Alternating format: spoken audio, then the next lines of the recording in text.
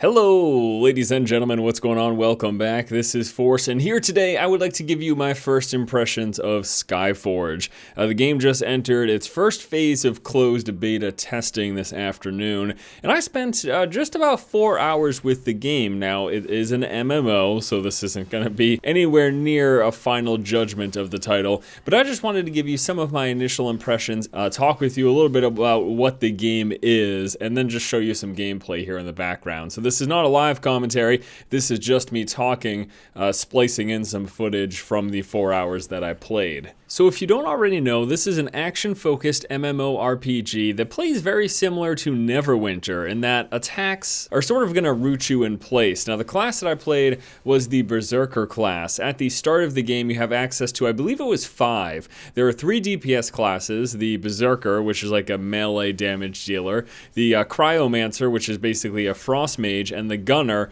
which is a ranged person with a gun. And then there's the tank class in the Paladin, and then a healing class, and I think it's called the Light Warden. So those are all of the classes that you have access to from the beginning. I am aware of the fact, though, that as you go through the game and as you progress, you'll be able to unlock other classes. And this is sort of where this game is a little bit interesting, and that is that I chose the Berserker class as my primary class, but at any given time, I could switch to another class. Now, with that said, you progress the classes individually. So I spent about, again, 4 hours playing the Berserker. I could, if I wanted to, switch to the Cryomancer, but then I'd be back to just a couple of abilities, and I will have lost essentially all of that progression. So while you do have the option of switching between any of these 5 classes at any given time, do realize that once you invest any amount of time into one of the classes, you're really not going to want to switch up because you'll be going back to basics. Now, what I'm assuming, though,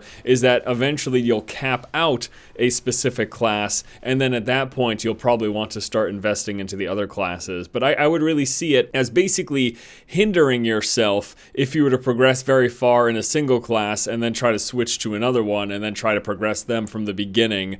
I feel like you would just be hurting that primary class, and it seems to me like it makes a lot more sense to focus on one and then switch it up. But again, this is of course just my early impression. So once more, the combat feels very similar to Neverwinter for me, in that a lot of the attacks are rooting you in place. Your feet are firmly planted on the ground. Now, depending on the class that you're playing and different abilities that they might have access to, some classes have more abilities that allow them to be mobile. For my Berserker, for example, I had a Whirlwind ability that I could move around while I was using it. But besides that, pretty much all of my other attacks rooted me in place. And I'm actually okay with that combat style. I enjoyed it. It was fun, and it requires you to pay attention to the skills that you're using, where you're using them, and if you're about to be hit with a telegraph attack. Although in this game, if you have, for example, a long casting time ability and you're in the middle of channeling it, you are able to cancel that to use your movement ability. Every class has access to essentially what works as a dash that is bound to the shift key. So if you're in a long casting time, I was able to just cancel out of it if I needed to avoid a telegraph attack. So how is the gameplay? Like, we know that, again, you cast your abilities and you're rooted in place. Now, for the class that I have played so far, the Berserker, it's got this like combo system in that you've got abilities bound to left and right mouse button, and if you go like left once and then right, it's going to use a certain ability. For example, for me, it's a stun. If I go left attack, right attack, so 2 left and 1 right, it does a AoE attack. If I go left, right, that 4th attack being right is going to do a high single target damage attack. So what this forces me to do is pay attention to how many left attacks I've done before I click a right attack, because depending on how far I am in that chain, it's going to change the what that right attack actually is. Beyond that, there are attack abilities bound to 1 through 4 that I've unlocked thus far. And then there's also an E attack, which is essentially like an execute ability. When an opponent gets low, you can cast it, and it's going to fill up some of your resource and finish off that enemy. So that's for this particular class, though. I did a little bit of a trial period before I selected my class, class that I wanted to sort of go forward with and progress. And I noticed that not all of the classes have that. I know that the Paladin has that sort of chain system, but it did not appear like the Cryomancer or the Gunner had that type of thing. And I actually didn't spend any time with the Light Warden, so I'm not entirely sure how that one works. But yeah, some of the classes have that sort of chain attack ability that will force you to pay attention to where you are in your attack rotation. So far, the game's been pretty simple. Most of the trash packs and mobs, very, very easy to burn through. And all of the other classes that I've been seeing have had a relatively easy time as well. I'd say the only class that seems to take a little bit longer to kill the basic enemy mobs would be the Paladin. It just seems that the Paladin class, being the tank class, is a little bit on the lower end of damage from what I've seen from people sort of wandering in the world. But there's a lot of small packs that you can just basically one-shot with any AoE abilities, and then some tougher monsters scattered in between. Now, where the game gets really challenging and interesting is when it comes to the boss fights. Like a lot of games of this nature, the boss's health are segmented into basically numerous health bars. A lot of bosses that I'll come up against will have a 10 times health bar. So you have to work your way through each of those bars, and then once you get to the final bar and finish it off, then the boss is dead. So the bosses have been... I mean, I don't think I've faced any actual bosses, and I really haven't gone into anything that would be considered a dungeon. I've just fought these mini bosses going through my initial questing experience in these 4 hours. They haven't really, to be honest with you, been too challenging. There was one in particular at the docks, which every so often he would summon a additional ally to him, and that I'd have to fight both of them at the same time. But beyond that, it seems like every one of these, I guess I'll just call them mini bosses, every one of these mini bosses that I've fought thus far has just had like one big telegraph attack that you have to avoid, and then beyond that you're just sort of face rolling them. I mean, it's just smashing the buttons. So yeah, the trash is pretty easy. The bosses haven't been too difficult so far. The game's got this progression system where there's basically several different types of resources, and as you're going through the game completing quests and killing enemies, you'll pick up those resources, and this allows you to further progress down this tree. It's called the Atlas of something. I forget. I don't remember off the top of my head. But it's basically like this linear progression that you keep on going. You pick up these resources as you play the game, and you're going to get stronger. We're going to get more health. You're going to get increased strength, which will be stronger attacks. You're going to get increased critical ability. And then every so often, you're going to unlock a new skill. And as you continue to progress down this tree, you will eventually, as far as I'm aware, unlock the additional classes. Besides the 5 classes that I've mentioned thus far, I do believe there is a Necromancer class, there is like an Archer class, there is going to be sort of like a Rogue class, an Assassin as it were, and there might be even more than that. That's just what I've heard about so far. Yeah, so it's a pretty interesting system. As I mentioned though, you won't be really freely swapping between the classes because it won't make a lot of sense if you've invested so much time into one of them, but I could see this being a game, if someone invests a crap ton of time in, that you can eventually have a few different classes leveled up, maybe even all of them. I'm not entirely sure, but you could have a couple of classes leveled up and you can just switch between them at any given time, and depending on sort of what you're doing, and that's a really neat concept. In terms of the game world, it's a very heavily instanced game. You're not going through this big expansive universe where you can just walk from one zone to the other, no loading screens. No, it is instance, it is all segmented off. You basically have this world map in which you can choose from missions, i.e. locations in the world, and you basically choose there, you teleport in, and then you fight in the small little zone. Now, a few of them have been small, some of them have been larger, but nothing massive, nothing to the scale of like World of Warcraft zones or even Guild Wars 2 zones. It's really nothing like that. It is a very instanced game, so it's important that you're aware of that going into it.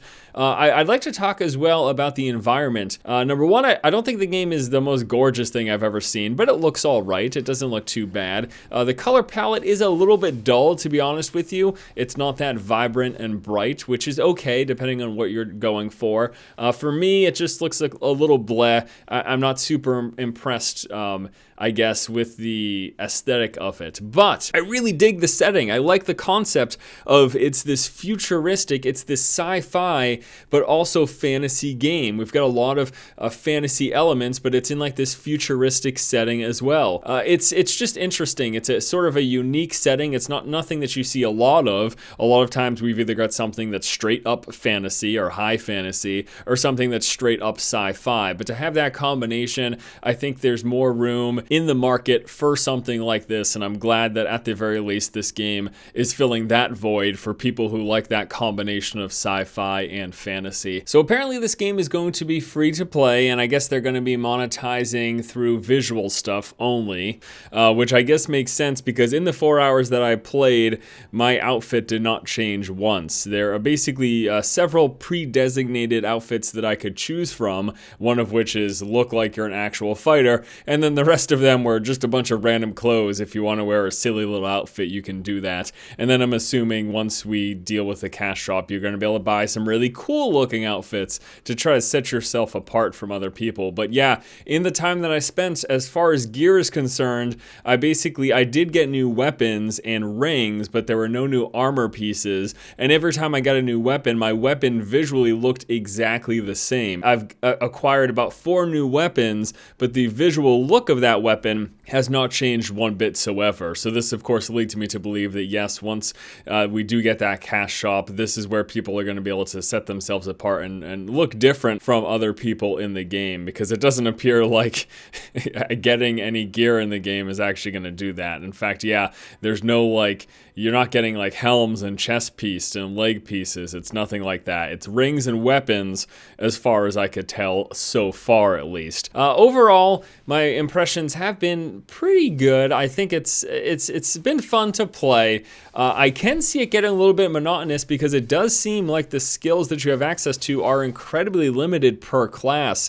Up until this point, I've got the left and right attack and then 4 additional abilities, and that's it. Now, of course, that is bearing in mind that depending on what combination of left and right attacks that I do, I guess I technically have an additional 3 abilities with my right attack 2, right attack 3, and right attack 4, depending on how I use it in the order. But that's still a pretty small amount of abilities for an MMO. Not that this isn't something that we see in other games, like for example ESO had a small hotbar, but the total available abilities was much, much larger. So I am hoping that as I spend more time with the game, we'll get access to more abilities than we have room for, and then it's just a matter of picking and choosing. But I don't believe that's the case. I think the only sort of customization you unlock is the ability to alter your skills. Like I just picked up an alteration that allowed my Firestorm Whirlwind attack to have a longer duration, and there's a set wheel with a set number of slots and more alterations than there are slots, so there is that. But I'm not sure on the skill side how that's going to work. But overall, yeah, my impressions have been somewhat, I'd say fairly positive. I'd say it's been fairly positive. It's not blowing me away. Once again, the visual style doesn't really do it for me, although I do enjoy the setting. The combat has been fun, but I can see it getting monotonous, and I'll still have to wait and get back to you guys when it comes to the group content and things like PvP as well. But so far, I would give it a solid all right. You might want to wait until it goes into open beta because this game is eventually going to be free to play. To get in right now, you have to buy a Founders Pack, but I'll keep checking in. I'll give you guys some follow-up opinions. Once more, being an MMO, 4 hours really isn't enough to give a solid opinion, although okay, so far I would say I'm fairly positive, but nothing that's, again, blowing my mind. All right, guys, that's going to do it here for this first impressions video of Skyforge. Thank you so much for watching. Stay tuned for more coverage coming up in the future. Hope you have a fantastic afternoon. Keep watching and keep owning.